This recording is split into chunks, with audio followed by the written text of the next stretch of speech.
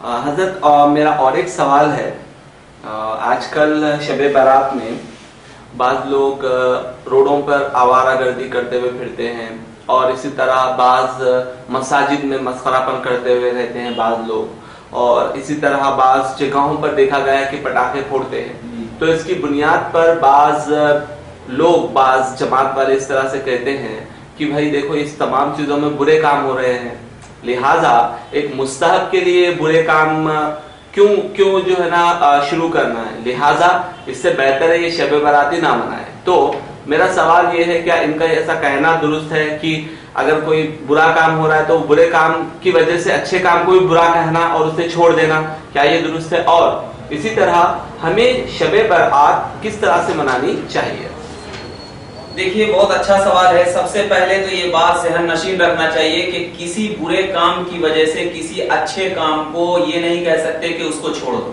جیسے آپ مثال کے طور پر دیکھیے, شراب یہ ہمارے نزدیک اسلام میں حرام ہے, تو اب اگر کوئی مسلمان شراب پی رہا ہے تو اس کی بنیاد پر یہ نہیں کہیں گے کہ اسلام ہی کو چھوڑ دو, حالانکہ وہ حرام ہے. اب یہ اس مسلمان کو غلط کہیں گے کیونکہ وہ غلط کام کر رہا ہے. تو اگر رسول اللہ صلی اللہ علیہ وسلم نے شب برات میں جو چیز کیا ہے وہ چیز کرنا ہمارے لیے ضروری ہے. جیسے کہ اللہ کے رسول صلی اللہ علیہ وسلم نے قبرستان میں جا کر کے دعائے مغفرت کی, تو آپ بھی قبر پر جا کر کے دعائے مغفرت کرنا, کیونکہ اس سے دو ثبوت ملتا ہے, ایک تو قبر پر جانا اور دوسرا دعائے مغفرت کرنا.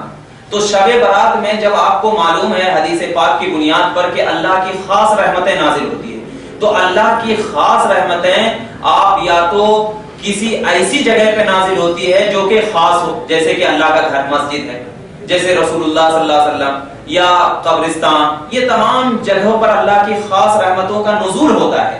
تو جب نزول ہوتا ہے تو خود اللہ کے رسول صلی اللہ علیہ وسلم نے شب برات اور دیگر راتوں میں کس طرح گزارنا چاہیے خود اللہ کے رسول صلی اللہ علیہ وسلم نے بتایا ہے. جیسے کہ صحیح مسلم میں اللہ کے رسول صلی اللہ علیہ وسلم نے حدیث نمبر 6908 میں ارشاد فرمایا کہ یہ فرمایا کہ جب شب برات ہو یا دیگر ایسی رات ہو جس میں اللہ کی خاص رحمتوں کا نزول ہوتا ہے تو یہ دعا پڑھو, اور یہ دعا پڑھ کر کے رات کو گزارا کرو. کیا دعا؟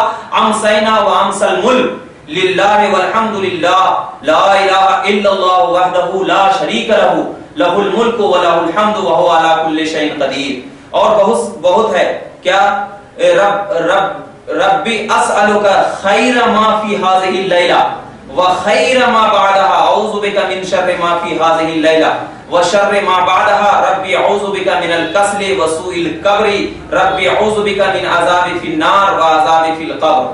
یہ ان طریقوں کو رسول صلی اللہ علیہ وسلم نے بتایا ہے. تو اب ہم کو قرآن اور حدیث کے مطابق ہی گزارنا چاہیے, جس طرح کے ہمارے سلف صالحین کیا ہے, بزرگان دین اللہ کی بارگاہ میں مغفرت کیا کرتے تھے, اسی طریقے سے کرنا چاہیے.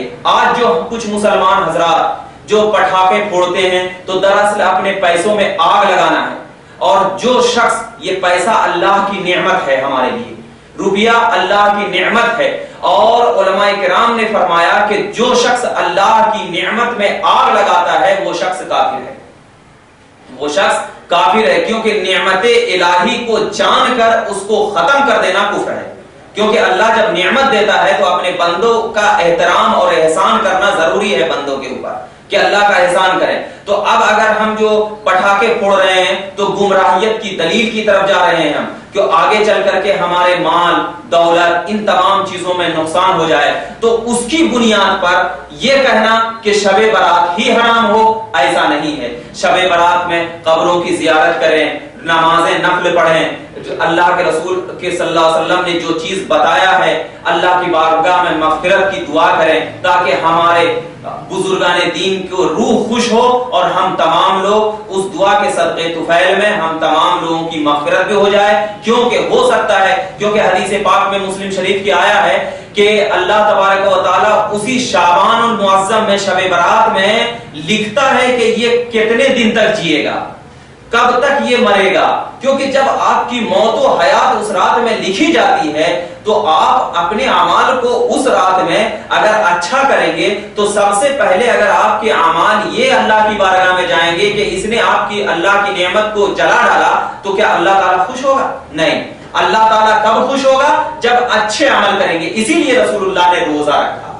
تو بہتر یہ ہے روزہ رکھیں, مغفرت کریں, نماز پڑھیں اور ذکر و اذکار کے لیے محفلیں سجائیں تاکہ بزرگان دین کی روح اور اللہ کے رسول صلی اللہ علیہ وسلم کی روح اور اللہ تعالیٰ آپ کے ان اعمالوں سے خوش ہو جائے.